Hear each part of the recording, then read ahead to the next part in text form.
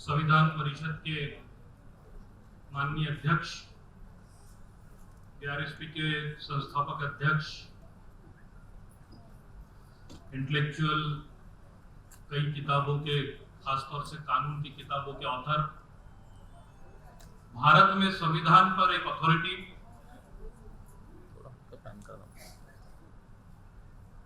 Bombay university के law department के head of the department और एडवोकेट डॉक्टर सुरेश माने जी, इस परिषद के लिए खासतौर से दिल्ली से पधारे दिल्ली सरकार की कैबिनेट मिनिस्टर नामदार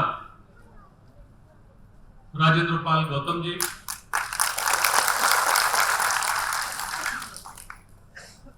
इस कार्यक्रम के आयोजन में जो कंटिन्यूअस हमारे साथ जुड़े थे डॉक्टर रामटेके जी और बीआरएसपी की टीम, उपस्थित भाइयों और बहनों, जय भीम, सलाम। अक्सर मुझसे सवाल होता है, सर आज भी ये सवाल हो रहा था कि वैसे आप राजनीतिक पक्षों के स्टेज पर नहीं पाए जाते, लेकिन अक्सर बीआरएसपी के स्टेज पर क्यों होते?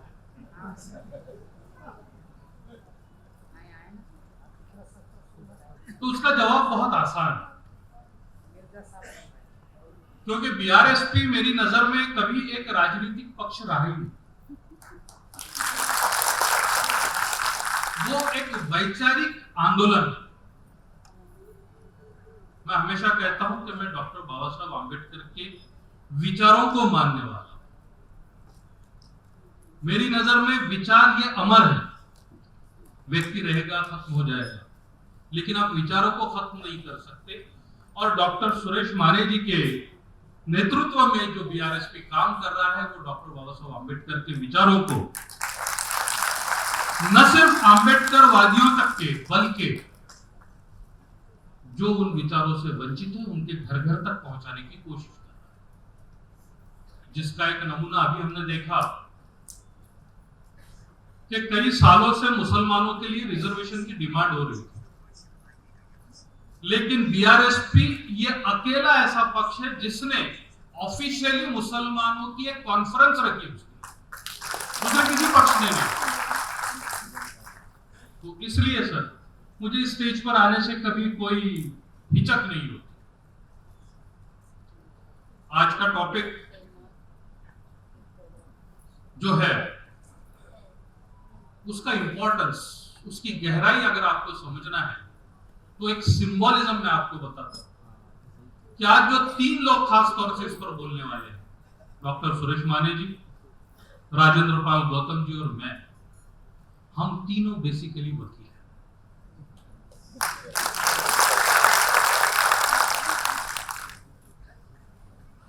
विश्व रत्न डॉक्टर बाबा साहब आंबेडकर के पास कितनी डिग्रियां थी ये मुझे बोलने की जरूरत नहीं।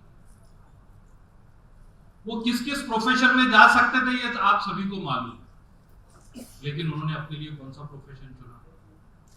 मैं बहुत गर्व से बोलता हूं यहाँ कि उन्हें अपने लिए वकालत चुनी, क्योंकि वो जानते थे कि सामाजिक प्रश्न अगर आपको सॉल्व करना है तो ये इकलौता ऐसा प्रोफेशन है जहां रह के आप कर सकते हैं।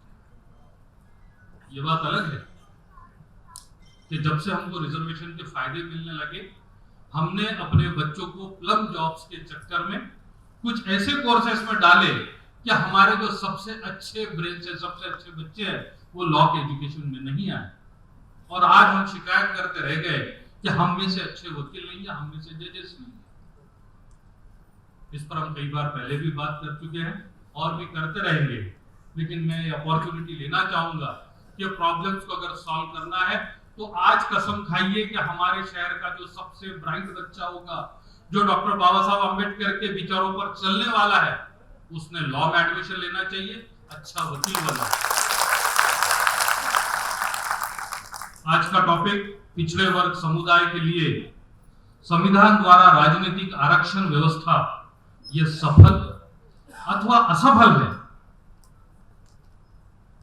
अगर असफल है तो पर्याप्त संविधान संशोधन, चुनाव सुधार तथा अन्य उपाय योजना क्या करनी चाहिए जिससे पिछड़े समुदायों को सही और सशक्त प्रतिनिधित्व मिले एवं भारत का लोकतंत्र भी मजबूत हो। अब सर, पहला पार्ट तो प्रश्न का है, तो हम अगर इस प्रश्न का उत्तर हां में देते हैं कि असफल है, तो फिर अगले पार्ट पर जाएंगे। लेकिन हमें यह समझाने वाले रोज सुबह से रात तक के व्हाट्सएप पर मैसेजेस आते हैं, सोशल मीडिया में मैसेजेस आते हैं कि यह सफल हुआ है। देखिए, आज राष्ट्रपति शेड्यूल कास्ट है, आज महाराष्ट्र से जो कैबिनेट मिनिस्टर हैं, सोशल वेलफेयर देखते हैं सेंटर में, वो शेड्यूल कास्ट और अपने आप को अम्बेडकरी कहते हैं। आज माननीय प्रधानमंत्री जब पहली बार पार्लियामेंट में जाते हैं तो संविधान का आशीर्वाद लेते हैं। कसम तो सभी खाते हैं, लेकिन ये पहला प्रधानमंत्री जिसने आशीर्वाद दिया।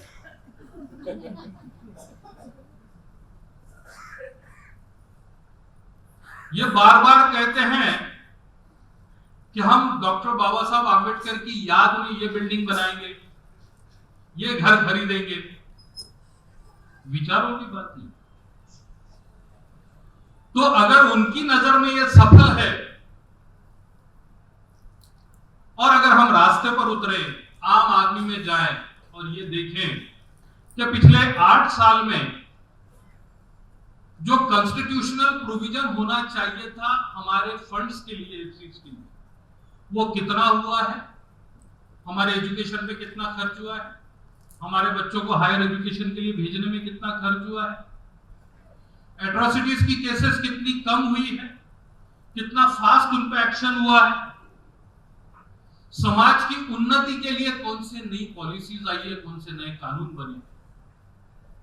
अगर हम इस क्राइटेरिया पे इसको जांचने की कोशिश करें, अगर हम ये देखें कि इकोनॉमिक सर्वे में हमारी कम्युनिटीज जो है, बैकवर्ड कम्युनिटीज, उनकी क्या पोजीशन रही है पिछले 5 सालों के बाद में, तो समझ में आएगा कि आप और मैं इस बात पर एक राय हो जाएगी कि यह असफल हुआ। तो ये जो सफल और असफल की बात है, या तो आप प्रैक्टिकल नॉलेज लीजिए तो आपको असफलता दिखेगी, लेकिन अगर आप व्हाट्सएप यूनिवर्सिटी से ग्रेजुएट होना चाहेंगे तो आपको सब चंगा सी दिखेगा, सब सफल। तो एक बार जब जंगल में इलेक्शंस हो रहे थे सर, तो जितने झाड़ थे ना, वो कुल्हाड़ी को वोट दे रहे थे।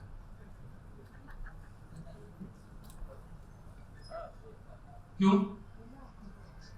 क्योंकि कुल्हाड़ी के जो डंडा होता है ना, वो लकड़ी का था, उनको लगता था ये हमारा है।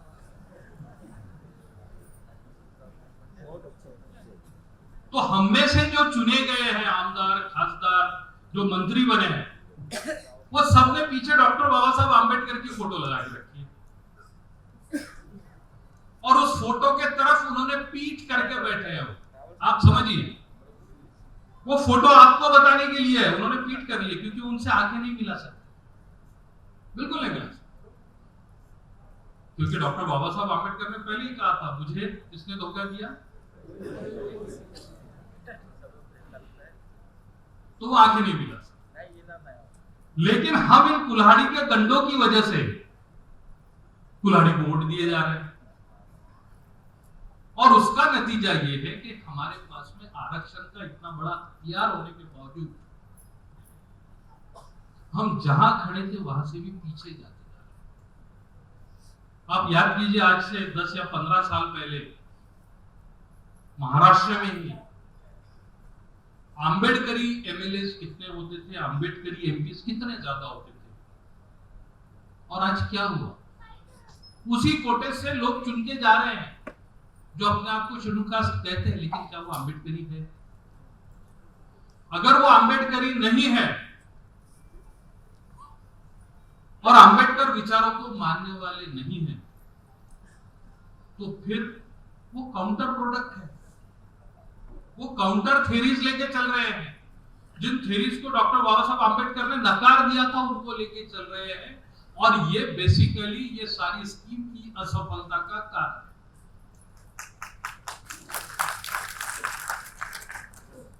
इलाज किसके पास?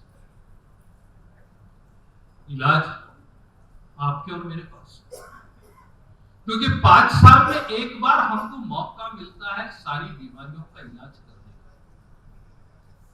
तो उस वक्त क्या होता है? उस वक्त यह होता है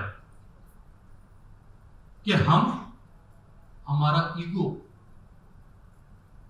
हमको उस दिन पसंद आने वाला आदमी, कुछ भी वजूहत होंगे उसमें, मैं उनमें नहीं जाऊंगा कि क्या क्या रीजंस हो सकते हैं उस दिन आपको पसंद आने के। हम सिर्फ उतना याद रखते हैं, हम उस आदमी के विचार याद नहीं रखते, हम उस आदमी के आचार याद नहीं रखते, उसने 5 साल में क्या परफॉर्मेंस दिया वो याद नहीं रखते। अगर हम वो याद रखते थे तो डॉक्टर सुरेश माने साहब को वो खासदार के लिए खड़े थे तो इतने इलेक्ट वोट मिलते? हॉल में ज्यादा लोग हैं।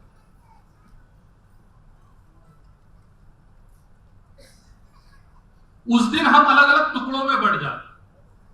चंद्रपुर में माने साहब का एक प्रोग्राम था, तब मैंने कहा था, एक रिक्वेस्ट की थी, मैं और इज्जत खोबरागढ़ी जी थी।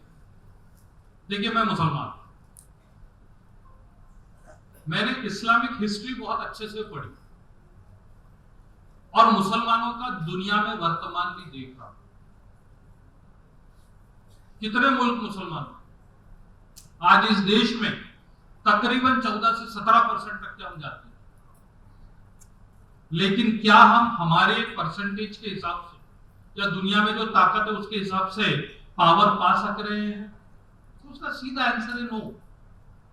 उसका कारण यह है कि हम एक ईश्वर पे मानते हैं, हम उस ईश्वर की एक ही किताब को मानते हैं, हम उस ईश्वर के एक ही प्रेषित को मानते हैं, लेकिन 72 पार्ट में बटे हुए हैं। 72 सेक्ट्स में मुसलमान बटा हुआ है, किसी का किसी से नहीं जलता। आज ही मुझे 2 मैसेज आए। एक पहला मैसेज था कि अभी बकरीद आने वाली है, वो 10 तारीख को होगी। इमीडिएटली थोड़ी देर के बाद में एक मैसेज आया कि दूसरा सेक्ट बोल रहा नहीं 11 तारीख।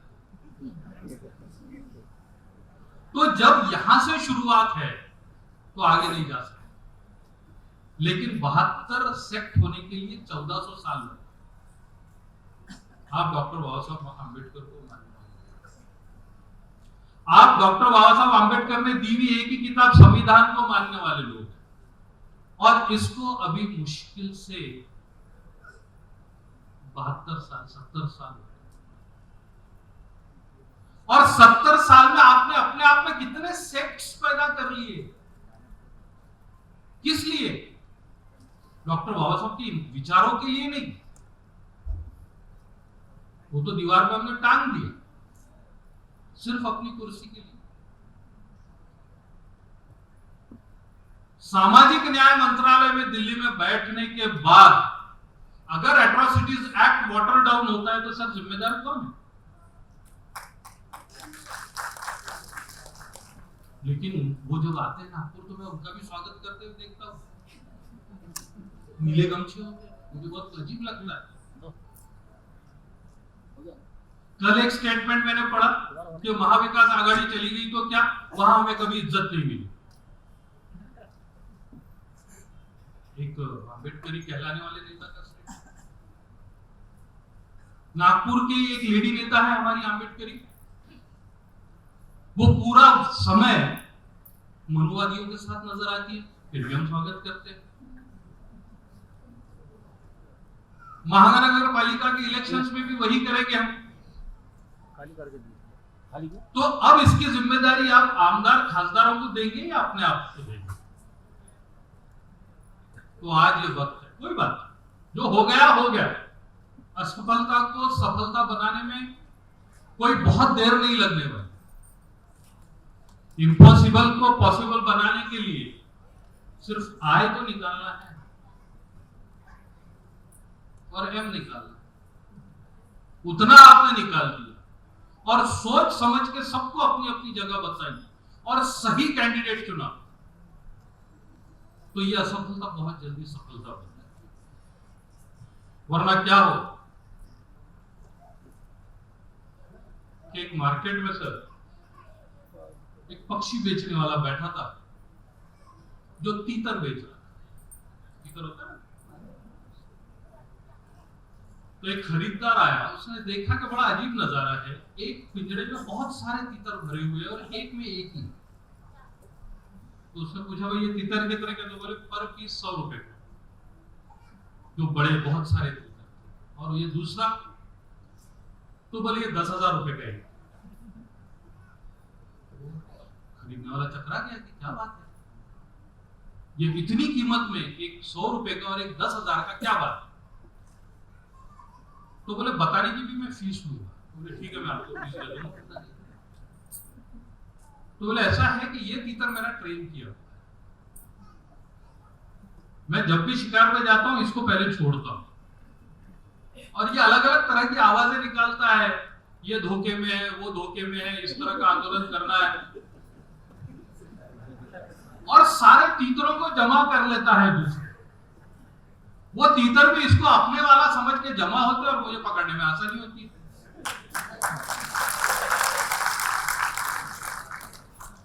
तो सफलता और असफलता, अब आपको यह सोचना है कि डॉक्टर बाबा साहब आंबेडकर ने जो आपको एक नॉलेज का लाइट दिया है, एक दृष्टि दी है, हम उसका इस्तेमाल करेंगे या तीतर की तरह जो हमारे जैसा दिखता है, जो हमारे जैसी आवाजें निकालता है, उसके साथ जाएंगे? तो ये सिर्फ आप तक और मुझ तक के लिमिटेड रखने की जरूरत है, यह हमको सब लोगों तक पहुंचाना है, चाहे वो अम्बेडकरवादी, चाहे वो आदिवासी भाई हो, चाहे वो मुसलमान भाई हो, चाहे वो ओबीसी भाई हो। जब तक कि हम उन तक ये मैसेज नहीं पहुंचाएंगे और यहां बैठ के खुद की तारीफ करते रह जाएंगे कि हॉल पैक था, वाह क्या सभा हुई, तो हम सफलता के नहीं असफलता के भागीदार। यहां से निकलने के बाद हमने अपना 100 दिन का प्रोजेक्ट ही बनाना चाहिए कि मैं रोज एक के घर जाऊंगा, भले मुझे घर से निकाल, तो ही कुछ हो पाएगा। जब तक हम अवेयरनेस नहीं लाएंगे और व्हाट्सएप पे नहीं, वो आजकल नई पदवियां आ रही है, जैसा अग्निवीर है वैसा व्हाट्सएप वीर, मैसेज आया फॉरवर्ड, उधर का कचरा उधर नहीं, हमको मिलना हो। जब मैंने मार्च 2021 में एक आर्टिकल लिखा था कि ओबीसी का बड़ा प्रॉब्लम होने वाला है, तो कई ओबीसी लीडर मुझसे लड़ पड़े कि तुम क्या अफवाहें फैलाने लगे। मतलब भाई आप तो सत्ता में हो, हम बाहर, मैं खुद ओबीसी नहीं हूं, मैं तो ओपन में आता हूं, मुझे क्या लेना देना, लेकिन जो मुझे नजर आ रहा है वो दिख रहा है। फिर दिखा के ओबीसी का राजकीय रिजर्वेशन चला गया, फिर सब लड़ने लगे कि किसकी वजह से गया। तो फिर मैंने दूसरा आर्टिकल लिखा कि भाई आप लोगों का अगर लड़ाई खत्म हो गई होगी तो बहुत छोटे से मैं आपको सॉल्यूशंस बता देता हूं जो कानून में है। जिनको सेंटर में जो लोग बैठे हैं उनको लगता है कि सचमुच ओबीसी को मिलना चाहिए, उन्होंने सेंटर को बोल के हमारा सेंसस करवा देना, ओबीसी को सबको गिन लेना। और जो स्टेट में बैठे हैं जिनको लगता है उन्होंने कमीशन बिठाना और इमीडिएटली खत्म कर देना इसको। आज तक के नहीं होता। कितने ओबीसी नेता, आप तो 15% की झगड़े की बात कर रहे हो, वो कितने हैं, लेकिन उनके दिमाग पे वो सब तीतर बैठे, उनको समझाना हो। मुसलमान समझ जाए क्योंकि इतनी ठोकरें खा चुके। कॉमन मिनिमम प्रोग्राम में 2 चीजें थी, एक थी कि जो मुस्लिम रिजर्वेशन 2014 में आया था, बाद में खत्म हो गया था, उसको वापस देना, और एक बारीक लाइन में लिखा था कि औरंगाबाद और उस्मानाबाद का नाम बदल के संभाजीनगर और धाराशिव। जो मोटा मोटा लिखा था वो ना कांग्रेस के लीडर्स ने पढ़ा, ना राष्ट्रवादी कांग्रेस के लीडर्स ने पढ़ा। और आखिरी कैबिनेट जब इनके पास की मेजॉरिटी जा चुकी थी तो उस कैबिनेट में डिसीजन लिया कि औरंगाबाद का और उस्मानाबाद का नाम बदल दिया जाए। अगर आप पहले वाली बात पूरी करते तो दूसरे के बारे में हमारी कोई शिकायत नहीं होती, लेकिन आपने दूसरी बात की तो हमारे दिमाग में आया, अरे यार अपन तो तीतर बन गए। तो आपका कोई पक्ष नहीं, ये जितने पक्ष हैं ये सिर्फ सत्ता के होते हैं, लेकिन संवैधानिक प्रोविजंस को सक्सेसफुल बनाना है या अनसक्सेसफुल करना है, ये सिर्फ और सिर्फ आपके हाथ में, ये और कोई नहीं कर सकता। जिस दिन हमने संविधान की उंगली छोड़ दी उस दिन हम डूब गए। ठीक है, संविधान अपनी जगह, संविधान को पकड़ के रखा, हम पार गए, दूसरा कोई रास्ता नहीं। लेकिन जब 5 साल में एक दिन आप जाओगे उस दिन आप याद रखें कि सर आप बात कर रहे थे वार प्राइम मिनिस्टर, लेकिन उन्होंने जो डेमोक्रेसी को डिफाइन किया मुझे आज भी बहुत पसंद आता है। चर्चिल ने कहा था, इन्हें जो डेमोक्रेसी का दुश्मन माना जाता तो उसने कहा था कि डेमोक्रेटिक प्रोसीजर क्या है कि एक कमजोर छोटा सा आदमी एक छोटे से बूथ के अंदर जाता है, छोटी सी पेंसिल से एक खराब किस्म के कागज पर एक निशान लगाता है और बड़े ताकतवर पहलवानों को लंबा करता है। वो है डेमोक्रेसी की ताकत। और वही डॉक्टर बाबा साहब आंबेडकर ने हमको दी, सबको बराबर वोटिंग का अधिकार देता है। तो बराबर वोटिंग का अधिकार और साथ में रिजर्वेशन। तो ये रिजर्वेशन उनके अधिकारों का नहीं है, ये आपके अधिकारों के रक्षा के लिए है। इसलिए जब आप अधिकारों के रक्षा की बात सोचेंगे तभी इस संवैधानिक डेमोक्रेसी को हम सक्सेसफुल करा पाएंगे। अगर वो सक्सेसफुल करा पाएंगे तो हमारे जो अधिकार है वो भी हमको मिलते रहेंगे, वरना संविधान के नाम पर गलत लोग उस जगह पे कब्जा करके बैठेंगे। और डॉक्टर बाबा साहब आंबेडकर के शब्दों में जो उन्होंने कहा था कि मुझे लगता है कि मैं सबसे पहले इस संविधान को जला दूं, और जब से उनसे पूछा गया था कि आपको ऐसा क्यों आपने कहा था कि संविधान को जला दूं, तो उन्होंने कहा कि जब हम अपने देवता के लिए एक मंदिर बनाते हैं और उसमें उस देवता को लाने से पहले ही अगर राक्षस आके कब्जा कर लेंगे तो आप क्या करोगे, उस मंदिर को गिरा ही दोगे ना। तो डॉक्टर बाबा साहब आंबेडकर के इस गहन मैसेज के साथ मैं आप लोगों को छोड़े जा रहा हूं। जय भीम सर।